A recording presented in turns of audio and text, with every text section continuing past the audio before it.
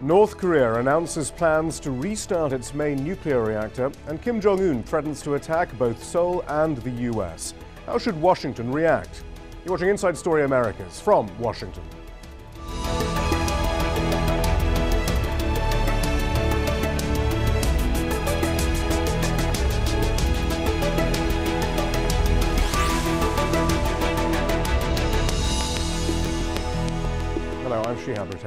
When Kim Jong Il was succeeded by his son in December of 2011, any hopes of an improvement in relations between North Korea and the US were soon dashed. The announcement of plans to reopen the Yongbyon nuclear complex is just the latest move in an escalation of aggressive actions by both Washington and Pyongyang over recent months. At the weekend, North Korea announced it was entering a state of war with the South. Earlier in the month, Pyongyang affirmed its right to launch a preemptive nuclear strike on the US. The US, for its part, has conducted several joint military exercises with South Korea, mimicking the bombing of North Korean targets and the removal of its leadership. The US military has conducted practice sorties of nuclear-capable stealth bombers over the Korean peninsula. On Monday, the US deployed a warship with the capability to shoot down missiles into the region. However, the White House has played down the possibility of any imminent attack from the north, stressing no evidence of large-scale military mobilization had been seen. On Tuesday, UN Secretary-General Ban Ki-moon offered to facilitate peace talks to resolve the crisis. High-level discussions haven't been held since Pyongyang exited the so-called six-party talks process in 2008. I'm joined from Denver by Christopher Hill, Dean of the Joseph Corbell School of International Studies at the University of Denver. He's a former U.S. Assistant Secretary of State and ambassador to South Korea, and served as lead American negotiator at the six-party talks with North Korea. From Atlanta, Han-Shik Park is Professor of International Affairs at the University of Georgia. He has extensive experience negotiating between the U.S., North and South Korea. In 2003, he helped secure Jimmy Carter an invitation to visit North Korea. And here in the studio is Steve Clemens, Washington editor-at-large for The Atlantic. So we have so much first-hand experience here with us during other occasions in which have been billed as potential crises. So I thought I'd get your opinions on what we're going through right now and just how serious a stage we're at. Professor Park, how serious is this current moment right now in U.S.-Korean relations? I think this time, I have been observing the situation for decades. This time is a little different. I think it's quite serious in the sense that Kim Jong Un actually cornered himself. He doesn't seem to have a whole lot of wiggling room in domestic politics, in authority structure. So once he established this corner, he has to do something before backing down. And I think backing down is very difficult for domestic situation. So this is quite unique. We've never seen this before. What do you mean by doing something? So doing something that is militarily something. In fact, he made it very clear. They cannot accept this same kind of limbo, not war, not peace. In the meantime, for decades, they have been penalized and sanctioned and so forth. The economy isn't going anywhere. Unlike his father, who established the military first politics, and actually all the military arsenals were developed under Kim Jong Il. Of course, his father, Kim Il-sung, was the founder, so more ideological legitimacy was established by him. But the Kim Jong-un current leadership, his life, political life, hinges on his economic contribution. In order to do economy, he has to do something about the security. So I think behind all these rhetorics and posturings and all that, what does North Korea really want? I think North Korea wants economic expansion through peacemaking with the United States. You know, they will comply to any kind of invitation to discussion table where the agenda includes peace treaty. So right. I think that's the way we should go. But Ambassador Hill, I mean, that's why some don't think that this will necessarily lead to some sort of military action on the part of North Korea, but is in fact trying to push the US into high-level talks, finally, on some of the outstanding issues of security that have long been North Korea's concern? Well, first of all, back in 2005, when we had the six-party talks, we put on the table every element that the North Koreans had asked about, whether it was cross-recognition, that is diplomatic recognition of all states, a peace treaty on the Korean Peninsula, a massive economic assistance program, a massive energy program. We were prepared to do high-level visits. We put it all on the table. The one issue that we've insisted on from the North Koreans is denuclearization. We are not prepared to accept North Korea into the club of nuclear nations. Now, the North Koreans have made that pretty clear in recent months, perhaps in recent years, that they expect to be accepted into that club, plus they want to get all the other benefits.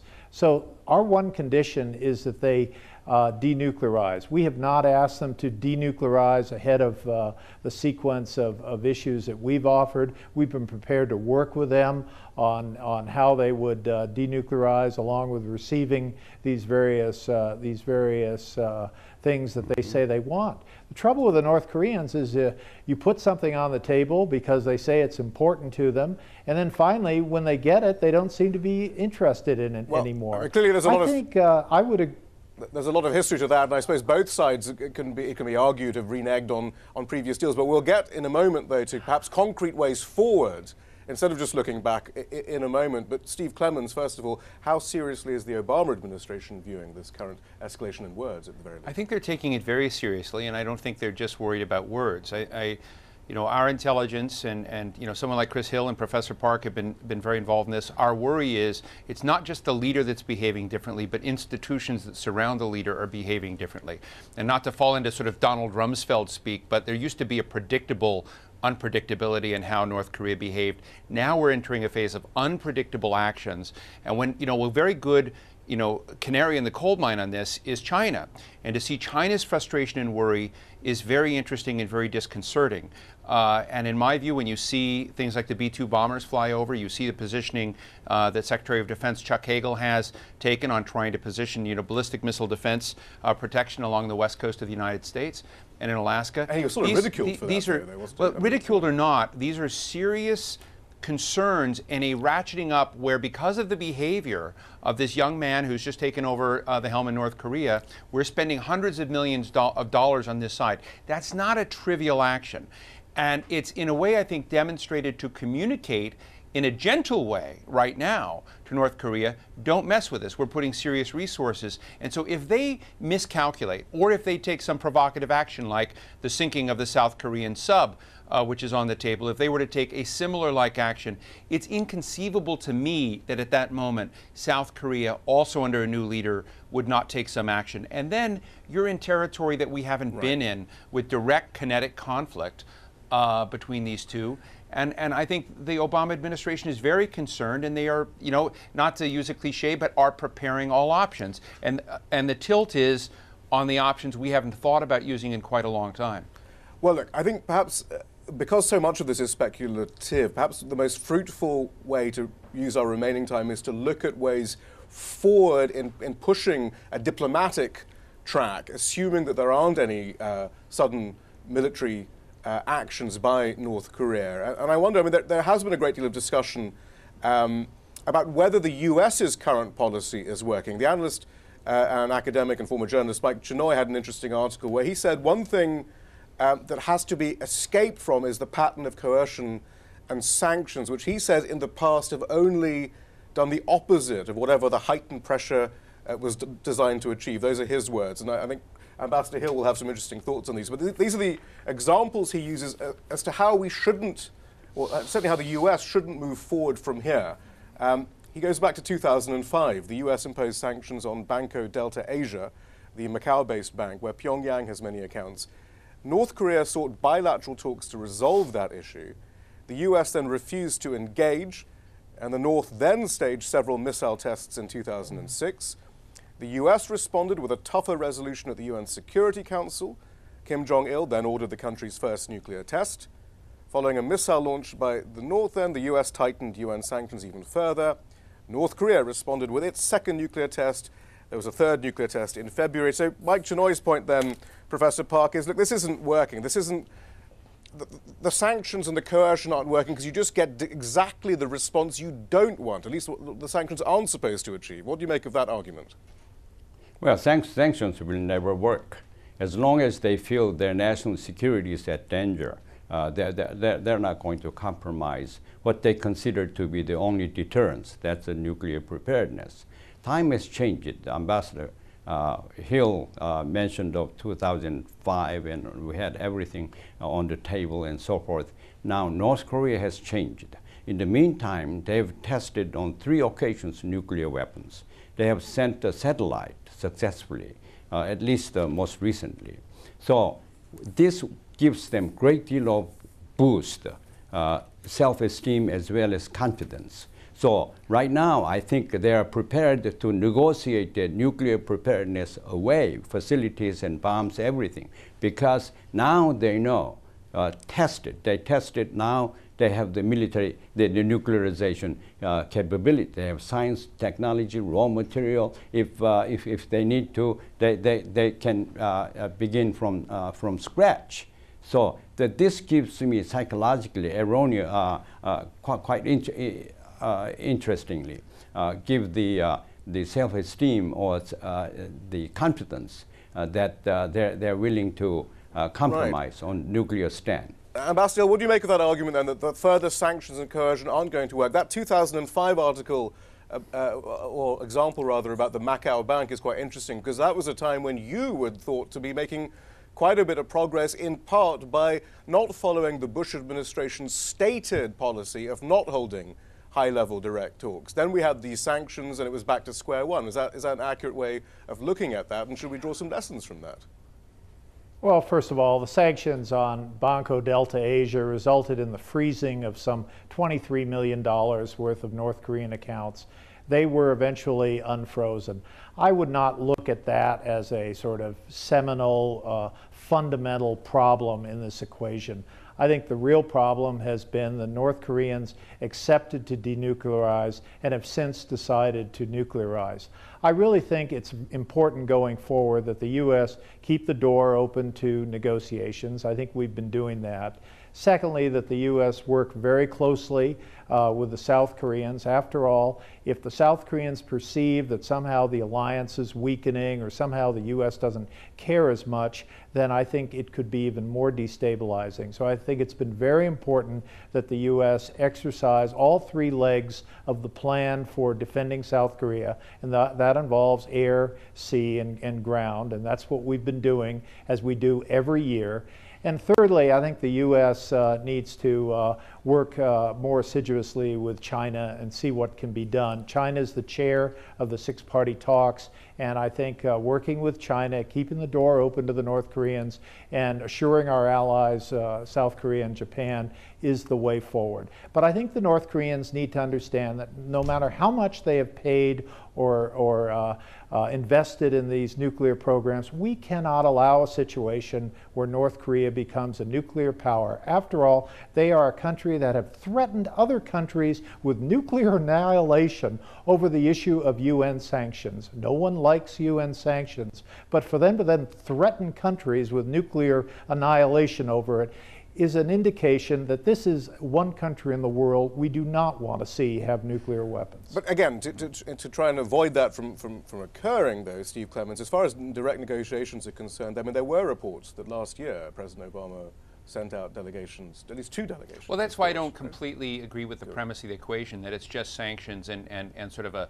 tough posture that we're considering, because I think we've tried a variety of things. In fact, during Kim Dae-jung's time, we had, much more economic engagement. We had investment in North Korea. What we did not achieve in North Korea, it seems, is something like we've seen in places like Vietnam, in China, is a creation of elites that really want the benefits of investment and a more liberal environment. The Sunshine Policy was sort of brought to an end because the Bush administration decided North Korea was an axis of evil, just as these things were kind of getting That's going in part true, but North Korea didn't help the situation. The point is that I think what Professor Park said, and I in a respectful way disagree, North Korea mocked Muammar Gaddafi for giving up his nuclear program.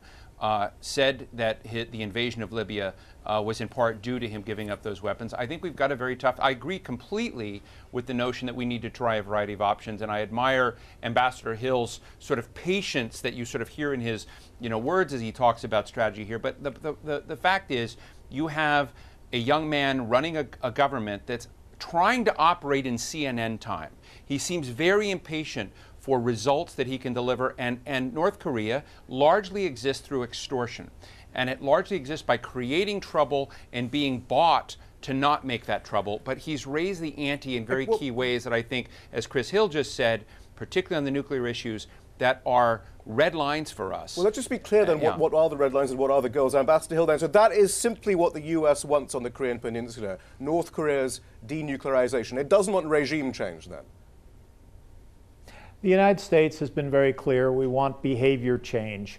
We want them to denuclearize, and we're prepared to put a lot of things on the table and sequence those things such that we can get a fair and equitable agreement. And by the way, the North Koreans agreed to denuclearization and agreed to work with the other 5 countries of the 6-party process. But does it seem a little counterintuitive then to have such a huge US military presence playing so-called war games, pretending to have regime change in North Korea? Yeah. You know, my only regret about U.S. exercises is I wish we had had them in the spring of 1950. We didn't, and North Korea brutally invaded South Korea.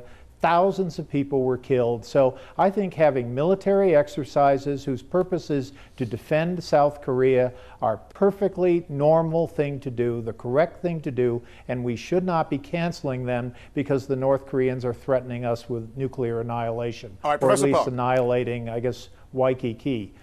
You've heard a range then of possible policy options for the US. What do you make of those moving forward as opposed to simply going for a different path off high-level direct negotiations? I think negotiation in this time around needs to be multifaceted. And if you only high-level negotiation in front of television cameras and so forth, we cannot expect that much. We need to have underwater diplomacy. We need to have informal, unofficial contacts all over the field.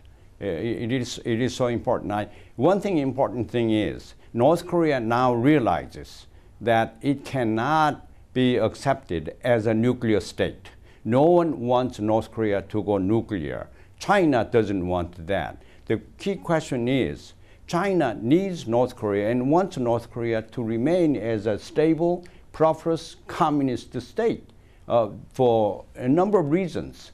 So the question to Beijing is, do they want denuclearization more or the maintenance of communist system more? I think it's a tough question. I think North Korea remaining as a communist state, Chinese ally, is something China wants the most. Right, so what does that mean? Is there that level of trust? Should there be that level of trust, though, that the US isn't simply, frankly, about regime change in North Korea, that the North Koreans can treat the US as credible partners in any plan to denuclearize the peninsula? Now, I think that is very crucial. North Koreans are so worried about the possibility of North Korea becoming other Eastern European countries and Arab countries, implosion and all that. So if there's any suggestion that we want North Korea to have reform and change and regime change perhaps, North Korea is going to be behaving very difficultly.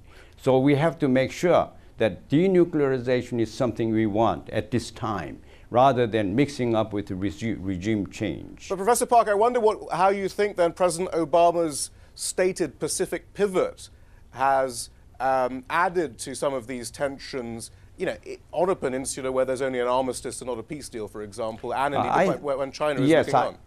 I think that is more tension being created between Washington and Beijing. I don't think North Korea is a vital aspect here. If Beijing wants to work with the rest of the countries there and work closely with North Korea, I think North Korea can be persuaded so that the nuclear weapons can be compromised. I mean, the question, Steve Clements, is we've had loads of foreign policy discussions here about Iran and Israel-Palestine, all sorts of things under the Bush administration. Sure. And the conclusion tends to be there hasn't been that sort of imagination, that leap of diplomatic imagination that is sometimes needed in order to get somewhere on these sorts of issues. I mean, is there any evidence that these sorts of ideas are being thought of seriously and that this administration could do it? I mean, and to be honest, I don't see evidence of that, and in part because whereas a country like Iran, where if you were able to imagine what you could do to make a strategic leap with Iran, whether Iran was going to be supportive of that process or not, you can begin thinking of something like Nixon's trip to China and normalization that might change the way the world looks at itself and the way global gravity works. In the particular case with North Korea is essentially a client state of China. It is a troublesome state. It exists by extortion, in my view. But solving the North Korea problem doesn't necessarily make the rest of global patterns change. It is a terrible nut to crack, but it's something that is there. And in my view, I think that it's the complexities here of whether you engage, whether you take a more martial posture, and what the mix of all of that ought to be. I've been arguing for years that we should find more of an engagement strategy that makes half of the North Korean elites rich and keeps the other half North Korean elites poor, and that you could create some internal tensions that we might understand more. But in the absence of that, I think it's just very tough to get out of this. And since I worked in the Senate in the 1990s, people like Chris Hill and Professor Park have been at it much longer, is that you see something where we've been pushing it along and pushing it along because the costs of almost every other action are greater than essentially a status quo direction. And denuclearization is what we cared most about, and so you're willing to invest a lot in that. But if they're taking that back, I think it puts, I'm perhaps a bit more worried than I think Ambassador Hill is. I think North Korea, if it were to make a mistake, if it were to step over line, if it were to attack in some way